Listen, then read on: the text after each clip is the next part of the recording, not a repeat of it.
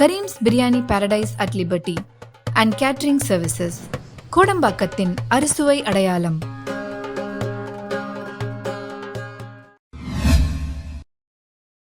வணக்கம் நண்பர்களே, நான் உங்கள் லெனின் துரைராஜ். இன்னைக்கு நிகழ்கால அரசியல் சூழலை பற்றி நம்மோடு பேசுவதற்காக நியூஸ் போக்கஸ் தமிழினுடைய எடிட்டர் தொடர் அன்பு அவர்கள் நம்மோடு இருக்கிறார். தொடர் வணக்கம். வணக்கம். எப்படி இருக்கிறீங்க? நல்லா இருக்கேன். சமீபத்தில் நரேந்திர மோடி அவர்கள் பிரச்சாரங்களில் அதிகமாக பேசக்கூடிய ஒரு விஷயம், ஈரான், இஸ்ரேல், பாலஸ்தீன் போன்ற நாடுகளில் நிறைய பிரச்சனைகள் இருக்குது, போர் சூழல் இருக்குது, போர் அபாயகரமான ஒரு சூழல் நிலவுது, நாளைக்கு இந்தியாவுக்கும் வரலாம், இந்தியாவுக்கு அப்போ ஒரு ஒற்றை தலைமை வேணும், ஒருத்தரே லீட் பண்ண வேண்டிய தேவை இருக்குது அப்படின்றத நரேந்திர மோடி அவர்கள் பேசிக்கிட்டு வர்றார். சமீபத்தில் ஒரே நாடு ஒரே தேர்தல் அப்படின்ற பல ஒற்றை விஷயங்களை நரேந்திர மோடி அவர்கள் பேசியிருக்கிறார். இதை நம்ம எப்படி பார்க்கறது? இதுவும் இதையும் நம்ம ஒன்னா சிங்க் பண்ணி பார்க்கலாமா? பார்த்தா அது சரியாக இருக்குமா? ரெண்டு கேள்வி கேட்டிருக்கீங்க. உலகளவிலான ஒரு போர் சூழல் இருக்கு, அதன் காரணமாக இந்தியாவில் ஒரு பாதுகாப்பான ஒரு அரசு வேணும் அப்படின்னு அவர் கேட்டிருக்காரு. அது எதை நோக்கி போகுது அப்படிங்கிற ஒரு விஷயமும், ரெண்டாவது ஒரே நாடு ஒரே தேர்தல், ரெண்டுமே வெவ்வேறு சப்ஜெக்ட் நான் பார்க்கலாம். ஃபர்ஸ்ட் விஷயத்தை பார்த்துருவோம். உலக அளவில் போர் சூழல் இருக்குது அப்படிங்கிறத தவிர்க்க முடியாது. ஏன்னா உக்ரைன் ரஷ்யா போர் கிட்டத்தட்ட 2 ஆண்டுகளாக நடந்துட்டு இருக்குங்கிறத நம்ம பார்க்குறோம். சைமல்டேனியஸாக இப்போ இஸ்ரேல் பாலஸ்தீன் விவகாரம் ரொம்ப சீரியஸாக போயிட்டு இப்போ ஈரான் உள்ள வந்திருக்கு அப்படிங்கிறதெல்லாம் நம்ம பார்க்குறோம். உண்மையிலே ஒரு பதட்டமான சூழல் இருக்குது. தங்க விலை உயர்வு காரணம் முக்கியமாக இந்த மாதிரி விஷயங்கள்லாம் சொல்லப்படுது. எக்ஸாக்டாக எந்த அளவுக்கு விஷயங்கள் டேலி ஆகுது அப்படிங்கிறத நம்ம புரிஞ்சிக்க முடியல, நம்ம அதெல்லாம் லேட்டராக பார்க்கலாம். பட் ஒரு பதட்டமான சூழல் இருக்குது அப்படிங்கிறது உண்மை தான். இது இந்தியாவுக்கு எப்படி பொருந்தும்? இந்தியாவுக்கு இப்போ இதனால் உலக அளவில் நடக்கக்கூடிய ஒரு அரசியல் இந்தியாவோட தேர்தல் காலத்தில் பிரதமர் மோடி பிரச்சாரத்தில் அதை உச்சரிக்கிறார் அப்படின்னு பார்க்கும்போது என்னென்னா, ஏற்கனவே மோடியோட 1.0 பார்த்துருப்போம், 285 மேக்ஸிமம் அந்த மேஜிக் நம்பர் வச்சுருந்தாங்க. அடுத்து மோடி 2.0வில் 303 வச்சுருந்தாங்க. இப்போ 370ங்கிறது எய்ம் பண்ணுறாங்க அப்படிங்கிறத சொல்கிறாங்க. இப்போ இப்படி எதுக்காக நாங்கள் இதை எய்ம் பண்ணோம்னா, இது மாதிரியான ஒரு பதட்டமான சூழல் நிலவும் போது அதை எதிர்கொள்கிறது அப்படின்னு குறிப்பிட்றாங்க. செகண்ட், இவர் 3.0வில் அவர் வெல்றாரா, ஒரு பதட்டமான சூழலை தவிர்க்கிறதுக்கு இந்தியாவில் ஒரு வலிமையான கட்சி வேணும், வலிமையான தலைவர் வேணுங்கிற செகண்டரி. இப்போவே மோடியோட 2.0வில் நம்ம எதை பற்றி பேச வேண்டியது இருக்குது அப்படின்னா, சீனா வரலாறு காணாத அளவில் நம்மளோட ஜம்மு காஷ்மீர் நிலப்பரப்பையும் அருணாச்சல் பிரதேஷ் நிலப்பரப்பையும் கணக்கில் இல்லாத அளவில் ஆக்குபை பண்ணியிருக்கான். கிட்டத்தட்ட ஏகப்பட்ட பகுதியில் அவன் ஆக்குபை பண்ணியிருக்கான். ஜம்மு காஷ்மீரில் ஆடு மேய்க்கிறவங்க ஆடு மேய்க்கிறதுக்காக தன்னுடைய இந்தியாவுக்கு உட்பட்ட நிலத்தில் ஆடு மேய்க்கணும் அவங்களை துரத்தி அனுப்புகிறாங்க அப்படிங்கிறதெல்லாம் நியூஸில் ரிப்போர்ட் ஆகிருக்கு அப்படிங்கிறதெல்லாம் பார்க்குறோம். அருணாச்சல பிரதேசில் எந்த அளவுக்கு இந்தியா தங்கள் நிலத்தை சீனா கிட்ட இழந்திருக்குங்கிறத ஒரு பாஜக எம்பி அங்கேருந்து பேசுகிறார். அருணாச்சல பிரதேசம் அவர் ஃபர்ஸ்ட் அவர் தான் வெளியில் லீக் பண்ணுறாரு, இந்த அளவுக்கு நிலவு மோசமாக இருக்குது அப்படின்னு பாஜக சேர்ந்து லீக் பண்ணுறாரு. அந்த மாதிரி இருக்குது. அப்போ இதில் ஒரு பதட்டமான சூழல் இல்லையா? மற்ற பதட்டத்தை பற்றி பேசும்போது இது ஒரு பதட்டமான சூழல் இல்லையன்ற நம்ம கேட்க தோணுது. அதே போல் ரீசெண்டாக ஒரு பிரதமர் மோடி ஒரு ப்ரெஸ் மீட் கொடுத்துருந்தார். அந்த ப்ரெஸ் மீட்டில் சீனாவுடைய விவகாரத்தை கண்டிக்கிறதுக்கு ஒரு நல்ல வாய்ப்பு கிடைச்சிருந்தது. அந்த வாய்ப்பை அவர் இழந்துட்டு 2 நாடுகள் இடையான இந்த மாதிரியான நல்ல உறவு மெயின்டைன் பண்ணுறதுக்கு 2 நாடுகளுக்கு ஏற்பட்ட ஒரு பேச்சுவார்த்தையை ஏற்படுத்தணும். ஏதோ இந்த ஈயம் பூசணமா இருக்கணும் பூசாதமா இருக்கணும்ன்ற மாதிரி அப்படியே இப்படி ஒரு தலைவர் இந்த பக்கம் தடவை அப்படி தழுவி விட்டு அப்படியே தள்ளிட்டு போறாரு. காங்கிரஸ் கட்சி கடுமை விமர்சனம் வைக்குது. சீனாவுடைய வரலாறுக்கானது அவங்களோட சர்வாதிகார தன்மையை எதிர்க்கிறதுக்கு உங்களுக்கு ஒரு நல்ல ஒரு வாய்ப்பு கிடைச்சிச்சு, இன்டர்நேஷனல் மீடியாவில் நீங்கள் பேசுறது ஒரு வாய்ப்பு கிடைச்சி, அங்கே நீங்கள் அதை காட்டாமல் வச்சிருக்கணும், நீங்கள் ஏன் வைக்கல அப்படின்லாம் சொன்னாங்க. இப்படியெல்லாம் இவருக்கு கிடைச்ச சில வாய்ப்புகள்லாம் அவர் இழந்துட்டு இப்போ என்ன சொல்றது, கண்டென்ட்ல இல்லாத அளவில் கச்சத்தீவு விவகாரத்தெல்லாம் எடுத்து பேசிட்டு அவர் அரசியல் பண்ணுறதுலாம். ஒரு பக்கம் கச்சத்தீவை பற்றி பேசினா பங்களாதேஷுக்கு கிட்டத்தட்ட ஒரு 100 ஏக்கர் கணக்கில் 100 வில்லேஜை தாரை வாத்து கொடுத்ததாகவும் தகவல் வருது. அப்போது இதை மேனிப்புலேட் பண்ணுறது, இப்போ வழக்கமாக பாஜகவுக்கு ஒரு ஸ்ட்ராட்டஜி இருக்கும், நாடு அபாயகரமாக இருக்கிறது, புல்வாமா ஒவ்வொரு தேர்தலையும் தீவிரவாதம் அதிகமாக இருக்கிறது அப்படின்ற அந்த பேச்சு போலவே இதையும் நம்ம எடுத்துக்கலாமா? நிச்சயமாக அது அப்படி தான் நம்ம பார்க்க வேண்டியதாக இருக்குது. அவருக்கு கண்டென்ட் ட்ரையாக இருக்கிறதுனால தான் கச்சத்தீவு 50 வருஷத்துக்கு முன்னாடி நடந்த ஒரு பிரச்சனை கையில் எடுத்து இன்றைக்கி பேசுகிறாரு. ரீசெண்டாக கரண்ட்டில் பேசுறது டாபிக் இருக்குது. சீனா விவகாரத்தை பேசுறதுக்கு ஏன் நீங்கள் பேச மாட்டேங்கிறீங்க? பாகிஸ்தான் ஆக்குபைடு காஷ்மீரை பற்றி பேசுகிறவங்க சீனா ஆக்குபைடு காஷ்மீரை பற்றி வாயே திறக்க மாட்டாங்க. எந்த அளவுக்கு அவன் ஆக்குபை பண்ணாலும் அதே அளவுக்கு இவங்களும் ஆக்குபை பண்ணி வச்சாங்க ஜம்மு காஷ்மீர். பட் அந்த சொல்லிச்சுலாம் பேச மாட்டேங்கிறாங்க. ரொம்ப சீரியஸான விஷயங்களா இருக்குது. அப்போ இப்போ அண்டை நாடுகள் இடையான ஒரு பிரச்சனை, இதே ஒரு பதட்டமான சூழல், இதை ஃபேஸ் பண்ணுறதுக்கே 303 ஒரு மேஜிக் நம்பர் வச்சுட்டு நீங்கள் என்ன பண்ணீங்க அப்படின்ற ஒரு கேள்வி அவரை நோக்கி எழுப்ப வேண்டியது இருக்குது. அதுக்கே அவர் பதில் சொல்ல மாட்டேங்கிறார். அப்படி இருக்கும்போது இப்போ 3.0வில் உலக நாடுகளை எதிர்க்கிறதுக்கு எப்படி நாளைக்கு இஸ்ரேல் சீனா பிரச்சனை இஸ்ரேல் விவகாரமோ அல்லது பாலஸ்தீன விவகாரம் வருதோ அல்லது உக்ரைன் சீனா விவகாரம் வருதுன்னா அதெல்லாம் இப்போ இவர் தலையிட்டு பேசிட்டு வருதுன்னா எனக்கு ஒன்றும் புரியல. அந்த சீனா விவகாரத்தை நம்ம 2 பேருக்கு உட்பட்டு அந்த லேண்டு சர்ச்சையில் நீங்கள் வாய் திறந்து பேச மாட்டேங்கிறீங்க, நீங்கள் எப்படி அதை நோக்கி பேசுங்க அப்படின்ற ஒரு கேள்வி நம்ம வீட்டுக்குள்ள இருக்கிற பஞ்சாயத்தையே முடிக்க முடியல, நீ அடுத்த வீட்டு பஞ்சாயத்தை போயிட்டு பார்க்க போறியா பார்க்குறீங்களா அப்படின்ற கேள்வி நம்ம நிச்சயமாக இதிலே வருது. அப்படின்னா இப்போ இது வந்து அவர் எலெக்ஷனுக்காக தான் பயன்படுத்துறாங்க நம்ம புரிஞ்சுக்க முடியுது. இப்போ ஏற்கனவே இப்போ நீங்கள் இன்னொரு கேள்வி கேட்டீங்க, ஒரே நாடு ஒரே தேர்தல் நோக்கி போகிறோம் அப்படின்னு பார்த்தீங்க. ஒரே நாடு ஒரே தேர்தல் எப்படி பார்க்கலாம்னா அது ஒரு ஃபன்னாக பார்க்குறேன். என்ன ஒரு ஃபன் அப்படின்னா வந்து இப்போவே வந்து இல்லை இதுலேயே வந்து அவர் என்ன சொல்றாரு, ஒற்றை தலைமையின் கீழ் இருக்கணும், அதாவது ஒரு கான்கிரீட்டான ஒரு லீடர் வந்து இருக்கணும், அவருக்கு கீழே தான் இயங்கணும், அவங்க இருந்தாதான் சரியா இருக்கும், சிங்கிள் மேன் லீடர்ஷிப்ல வரணும் அப்படின்றதே சர்வாதிகாரம் தானே. சர்வாதிகாரம் இது இந்த இடத்துக்கும் இதுக்கும் பேர் ஆகும்லன்னு கேட்குறேன் நான். நிச்சயமா அதை நோக்கி தான் அது நகர போகுது. அவர் ஆல்மோஸ்ட் அவர் வந்து 1.0 அவரோட ஆக்டிவிட்டிஸ் கொஞ்சம் குறைஞ்சிருச்சு. பட் 2.0 அவரோட ஆக்டிவிட்டிஸ் ரொம்ப தீவிரமாக இருந்துச்சு. இன்னும் 2.0 தான் வந்து அந்த 303 ஒரு மேஜிக் நம்பர் அவர் பெற்றதுனால அவர் 370 ஆர்டிகல் விஷயத்தை துணிஞ்சு ரத்து பண்ணுறாரு. ராமர் கோயில் விஷயத்தை ரொம்ப துணிஞ்சு நடத்தி முடிக்கிறாரு. யூசிசியை வந்து கொண்டு வரேன்னு சொல்லி ஓப்பனாக பேசுகிறாரு. சிஏவை அமல்படுத்துகிறாங்க. 2019 எலெக்ஷன் ரிசல்ட்டுக்கு வந்ததுக்கப்புறம் தான் வந்து சிஏவை அமல்படுத்துகிறாங்க. அவங்க ஒரு சட்ட திருத்தத்தை நாடாளுமன்றத்தை நிறைவேற்றுறாங்க அப்படிங்கிறத பார்க்குறோம். அந்த வந்து அவர் அந்த ஒற்றை தன்மை நோக்கி நகர்றது காரணம் வந்து அந்த சீட் எண்ணிக்கை தான். அவர் சொல்றாரு கூட ஆப்கி பார் 400 பார் அப்படின்றாரு. ஆமா, அவர் எல்லா பாரும் பேசுவார். இப்போ அவர் பேசுறது நம்ம அப்புறம் எடுத்துக்குவோம். உள்துறை அமைச்சர் அமித்ஷா நேற்றுக்கு ஒரு செய்தி சொல்லியிருந்தார், கவனிச்சிருப்பீங்கன்னு நினைக்கிறேன். அவர் என்ன சொல்லியிருந்தாருன்னா, திரும்பவும் பாஜக ஆட்சிக்கு வந்தால் நாங்கள் அரசியலமைப்பு சட்டத்தை மாற்றுவோம்னு சொல்லி எங்கள் மீது எதிர்க்கட்சிகள் விமர்சனத்தை வைக்கிறீங்க நீங்கள், அப்படி நாங்கள் பண்ண மாட்டோம். காரணம் என்ன சொல்கிறோன்னா, மோடியோட 2.0 வந்து நாங்கள் 303 அப்படின்ற ஒரு மெஜாரிட்டி நாங்கள் வச்சுருந்தோம். அப்படி இருக்கும்போது நாடாளுமன்றத்தில் நாங்கள் தான் மெஜாரிட்டி. நாங்கள் என்ன செஞ்சோம், அப்போவே அரசியலமைப்பு சட்டத்தை நிறைவேற்றிருக்க எங்களால் முடியும், அது யாராலையும் கேட்டிருக்க முடியாது, ஆனால் நாங்கள் அதை செய்யலை அப்படின்னு சொல்கிறாரு. இதோட ஆணவத்தன்மை கவனிச்சிங்களா? எங்களால் முடியும், யாராலையும் கேட்க முடியாது அப்படின்றத சொல்லிட்டாரு. அப்போ நாங்கள் இப்போ செய்யலைன்னா எங்களோட பெருந்தன்மையை காட்டுது அப்படின்னு அவர் பதிவு பண்ணுறாரு.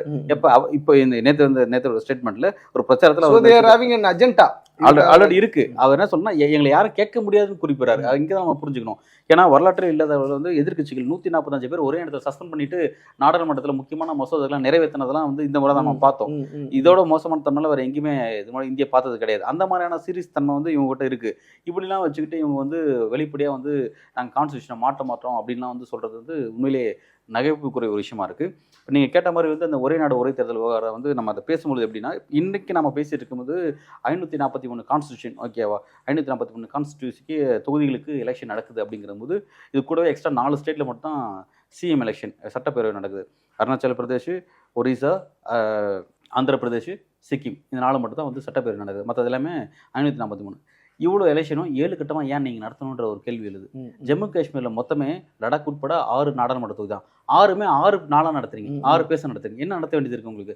எப்போவுமே இந்தியாவில் சீரியஸான ஒரு ஸ்டேட் அப்படின்னா வெஸ்ட் பெங்கால்னு சொல்லலாம். வெஸ்ட் பெங்கால் வந்து எப்போ பதட்டமான சூழல் இருக்கும், அங்கே நீங்கள் நடத்துறீங்கன்னா ஓகே.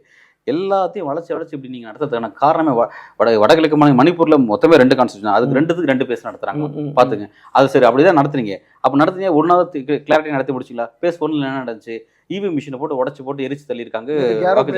ஒரு சிஆர்பிஎஃப் வீரர் வந்து கொல்லப்பட்டிருக்கு. சத்தீஸ்கரில் நடந்திருக்கு. இது இவ்வளோ சீரியஸாக நடக்கிறது தான் வந்து இன்னைக்கு வந்து நம்ம பார்க்க வேண்டியதாக இருக்குது. இப்போ ஒரே நாடு ஒரே தேர்தலில் எப்படி இருக்குதுன்னா, இதே 7 கட்டமாக கிட்டத்தட்ட 1.5 மாதமாக நீங்கள் எலெக்ஷன் நடத்துறீங்க. கணக்கு போட்டு பார்த்தா 1.5 மாதமாக வந்து எலெக்ஷன் கமிஷனுடைய நன்னடத்தை விதிகள்லாம் அமலில் இருக்குது. அப்படின்னு பார்க்கும்போது இப்போ நீங்கள் வந்து சட்டப்பேரவை, நாடாளுமன்றம், பிறகு உள்ளாட்சி எலெக்ஷன், இது 3த்தையும் வந்து நீங்கள் ஒரே இடத்துல நடத்துனீங்கன்னா எப்படி நடத்துவீங்க? ஒரு 17 கட்டமாக நடத்துவீங்களா, இல்லை 27 கட்டமாக நடத்துவீங்களா, அல்லது 37 கட்டமாக நடத்துவீங்களா? 3 வருஷம் நடத்துவீங்க வச்சு 3 வருஷம் நடத்துவீங்களா? 3 வருஷம் வந்து ஒருத்தன் ஓட்டு போட்டு 3 வருஷம் கழிச்சு அவன் வந்து ரிசல்ட் காத்திருந்தானா அவன் ஓட்டு போட்டதே மறந்துருப்பானே. நம்ம ஓட்டு போட்டோங்கிறதே மறந்துருப்பானே. இது யாருக்கு என்ன ஃபன் பண்ணுறீங்க? எனக்கு ஒன்றும் புரியல. நீங்கள் ஜம்மு காஷ்மீர் 6 நாளாக நடத்திட்டு இருக்கீங்க, கேட்டால் வந்து உள்ள சூழல் சரியில்லைங்கிறீங்க. இப்படிப்பட்ட ஒரு மொத்த இந்தியாவுக்கும் எப்படி வந்து நீங்கள் ஒரே நாடு ஒரே தேர்தல் நடத்துவீங்க? அதாவது 3 வருஷம் நினச்சி பாருங்க. 3 வருஷம் எலெக்ஷன் கமிஷனுடைய அந்த நன்னடத்தை விதிகள் அமலில் இருந்துச்சுன்னு நினச்சி பாருங்க. யாரும் 50,000 வெளில கொண்டு போக முடியாது 3 வருஷத்துக்கு. தொழில் பண்ணுறோம், எங்கே போவோம், என்ன ஆகுவோம்? இது வந்து வெளிப்படையாக தெரியுது. இவங்களால வந்து இந்த எலெக்ஷனை, அதாவது ஒரே நாள் ஒரே தேர்தல் ஒரே இடத்துல நடத்த முடியும், அதுக்கான இன்ஃப்ராஸ்ட்ரக்சர் இருக்குது, சரியா? ஆனால் அது நீ எந்த காரணத்துக்காக கொண்டு வரீங்க அப்படிங்கிறத ஒரு கேள்வி, ரைட்டா? 2வது இன்ஃப்ராஸ்ட்ரக்சர் இருக்குன்னு போது தேவையான பாதுகாப்பு இவங்களால உறுதிப்படுத்த முடியுமான்னு தெரியல. ராணுவ வீரர்கள் அவ்வளவு பேர் இருக்காங்களான்னு தெரியல. ஏன்னா ராணுவ வீரர்கள் பற்றாக்குறை தான். நீங்க ஒரு ராணுவ வீரர் கொல்லப்பட்டிருக்காரு சத்தீஸ்கர்ல. சத்தீஸ்கர்ல கொல்லப்பட்டிருக்காரு. நீங்க என்னதான் ஃபோர்ஸ் வச்சிருந்தாலும், ஆர்ம்டு ஃபோர்ஸ் வச்சிருந்தாலும், நேத்து மணிப்பூர்ல மெய்த்தி சினத்தை சேர்ந்தவங்க 2 பூத் கேப்சர் பண்ணிட்டாங்க. பாஜக காரங்க 2 பூத்தை வந்து கேப்சர் பண்ணிட்டாங்க. என்னதான் வச்சிருந்தோம், நீங்க 10 கட்டமா நடத்துங்க, 1000 கட்டமா நடத்துங்க, எப்படி நடத்தினாலும் அங்க ஜென்யூனான வாக்குப்பதிவு நடக்கலையே.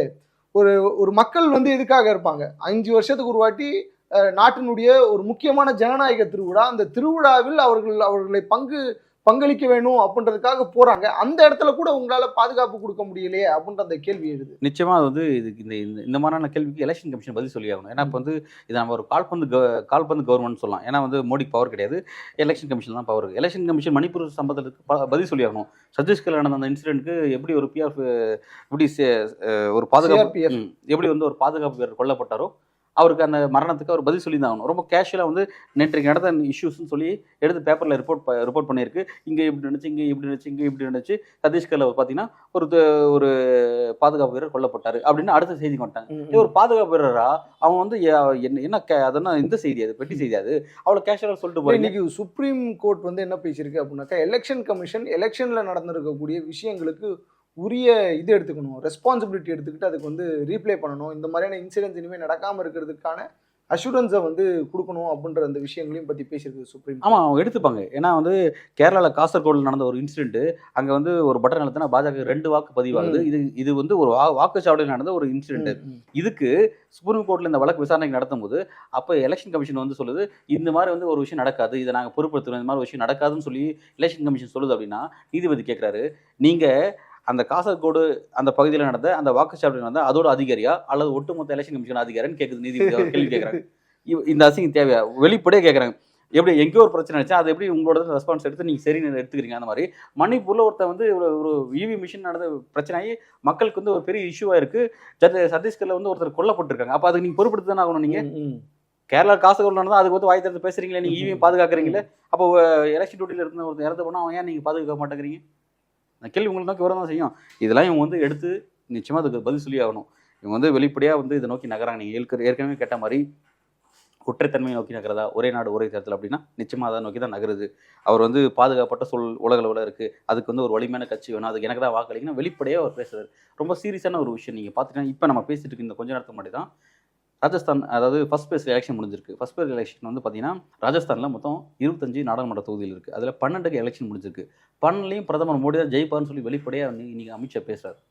12லையும் ஜெயிக்க போகிறார். அடுத்து 13 நாளைக்கு நடக்க போகுது. நாளைக்கு மீன்ஸ் அடுத்த பேஸ் 2ல் நடக்க போகுது, 26ஆம் தேதி நடக்க போகுது. அதுல இதுவே மக்களை வந்து திசை திருப்பது. அதாவது நான் தாங்கிற அவர் வந்து இன்னைக்கு வந்து பார்த்தீங்கன்னா மொத்தம் இந்த எலெக்ஷனில் பார்த்தீங்கன்னா வந்து 35.6 லட்சம் இளைஞர்கள் இந்த எலெக்ஷன் முதல் வாக்காளர்கள், அதாவது முதல் தலைமுறை வாக்காளர்கள் இந்த முறை பங்கெடுத்துருக்காங்க.